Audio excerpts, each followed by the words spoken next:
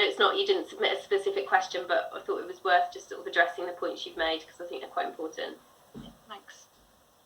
Thanks very much, Chair, and thank you for the address. I think just to really summarize, without going into a lot of the detail, which there is a lot of detail to this scheme, what we have is we have a housing and growth deal that effectively gives us money to apply to infrastructure that unlocks and accelerates housing. And in this particular case, this particular scheme, which by the way we think is an excellent scheme, and we want to find a way to be able to support this across the piece, both the county and the growth board.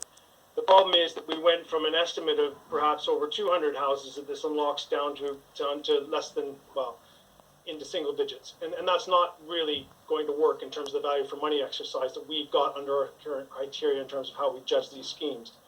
Having said that, this is the perfect scheme for us to illustrate back to government one of the frustrations we have with this deal, which is it's too tightly fixed on accelerating housing numbers specifically, when actually these are the types of schemes that actually unlock the kind of quality of life that would actually probably support a greater number of housing, or at the very least support the things that we're seeing as priorities emerging through recovery, etc. So we think the scheme still has merit. We still think the scheme should be built.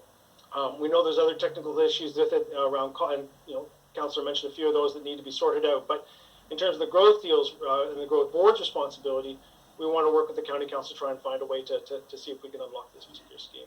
Just as an update, we know the scheme still sits on the county council's program. It's not been taken off that program. The trick now is just to make sure that we can find the right funding package and the right way to support that. And I will give a bit of an update under item 7, but the government is seemingly a little bit more flexible than it was before about the kind of attributes we can stick to schemes to be able to get them off the ground. So we're hopeful. We'll continue to work at it. We understand the community's frustration because, again, this is exactly the kind of scheme we want to see built and supported. It just doesn't fit, unfortunately, the box that we've been put in with this funding package. So we'll work very hard to try and sort that out as soon as we can. And more information so that there are more people can see a bit more open and transparent the thought process behind that we'll be putting on the website, I hope, by the end of this week.